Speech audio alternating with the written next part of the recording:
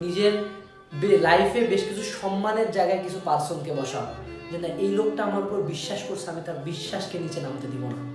তোমার লাইফে অবশ্যই এরকম কিছু মানুষ আছে, হইতে পারে তোমার বয়ফ্রেন্ড, হইতে পারে তোমার গার্লফ্রেন্ড, হইতে পারে তোমার মা, হইতে পারে তোমার নানি, হইতে পারে তোমার দাদি, হইতে পারে তোমার নিজের বোন, হইতে পারে তোমার টিচার, হইতে পারে তোমার কোচিংয়ের ভাইয়া, হইতে পারে আমি। আমি আজকে তোমাদের সকালের উদ্দেশ্যে বলি, তোমরা যারা আমার ভিডিওটা দেখতেছো বা যারা দেখতেছো স্ক্রিনের পাশে বসে থাকা তোমার উদ্দেশ্যে বলতেছি, আমি আনাস ভাইয়া তোমার উপর বিশ্বাস করি। আমি বিশ্বাস করি যে তুমি পারবা। আমি বিশ্বাস করি যদি তুমি পরিশ্রম করো তুমি লাইফে যে কোনো কিছু অ্যাচিভ করতে পারবা। সো নিজের লাইফের ওই সকল সম্মানিত ব্যক্তির কারণে হোক বা আমার বিশ্বাসের কারণে হোক, আমাদের সম্মানটা রাখার জন্য হলো নিজের জীবনটা দিয়ে দাও। জীবন দিয়ে দাও মানে যে বলতেছি যে মরে যাও তা না, বাট এফোর্টটা এই পর্যায়ে পর্যন্ত দাও যাতে দিন শেষে আমার সামনে দ্বারা বলতে পারে যে ভাইয়া আমি সব করছিলাম, না তার চান্সটা পাইনি।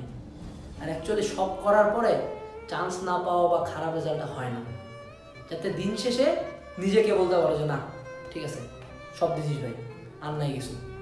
এইটা যখন বলতে পারবে না তখন দেখবে অন্যরকম একটা এনার্জি চলে আসে, অন্যরকম একটা কনফিডেন্স চলে আসে। এই একটা জিনিসের প্রতি দৌড়াও, নিজের লাইফের ওই বিশ্বাসী মানুষগুলো বের করে কাজ করো। অ্যাডমিশন টাইমের একটা ঘটনা বলি, আমি তখন উদ্ভাসের 4th না 5ম উইকলি হইলো, আমার নাম্বার কমে আসলো অনেক, মোটামুটি আমার নাম্বার 150 আপ থাকতো রিটেনে। সো আমার নাম্বার কমে আসে, একটা উইকলিতে আসলো 130। তো ওই দিন রাতের বেলা আমি বাড়ি থেকে বের হয়ে গেছিলাম, ফার্মগেটে থাকতাম, সেই বাসা থেকে বের হয়ে অনেক দূর গেছি আমি। এটায় যেটা ঘটনা হলো, অনেক দূর যাওয়ার পরে আমার খুব কান্না আসছিল। কি নিয়ে জানো? যে আমার বাপের ওই কথাটা আমার এখনো চোখ ভিজে আসতেছে। যাই হোক, তা বাপের ওই কথাটা নিয়ে কি মনে হয়েছিল যে আমার বাপ অফিসে দাঁড়ায় আরো 10 জনের সামনে বসে যে নটর ডেমে যদি একটা ছেলে চান্স পায় সেটা আমার ছেলে পাবে। আমি তাকে ওই জায়গায় অপমান করছি। সো যদি এবার আমাকে সে এত স্বপ্ন দিয়ে ঢাকায় পাঠিয়েছে কোচিং করতে হবে, এত স্বপ্ন দিয়ে সে বলে বেড়াচ্ছে আমার ছেলে ভালো স্টুডেন্ট, এবার যদি আমি চান্স না পাই সে কোথায় যাবে? এই যে এতগুলা টিচার আমাকে এত ভালোবাসে, এত বিশ্বাস করে, এত জায়গায় বলছে, আমি তাদের সামনে কিভাবে দাঁড়াবো? এই বিশ্বাসটা যখন আসলো না, ওই দিন কান্দে কান্দে চোখ মুছে এসে বসছি পড়তে।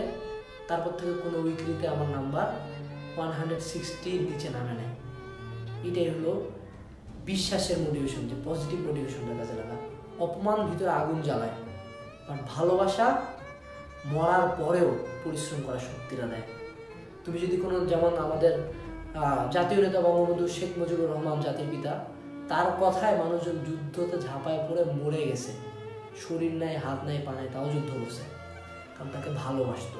সো নিজের লাইফের এই ভালোবাসার পার্সনটাকে খুঁজে বের করো, যার কথায় তুমি তোমার সব দিয়ে দিবা। ভিডিওটা অনেক ইনফর্মাল যে এইচএসসির সাথে কানেক্টেড কীভাবে, বাট এইচএসসি লাইফে সবচেয়ে বেশি যেটা লাগে সেটা পরিশ্রম। পরিশ্রম করতে যেটা সবচেয়ে বেশি লাগে সেটা হলো উদ্দীপনা। নিজের লাইফের উদ্দীপনাটা খুঁজে বের করো। সো পরবর্তী ভিডিও দেখার অনুরোধ রইল। আসসালামু আলাইকুম।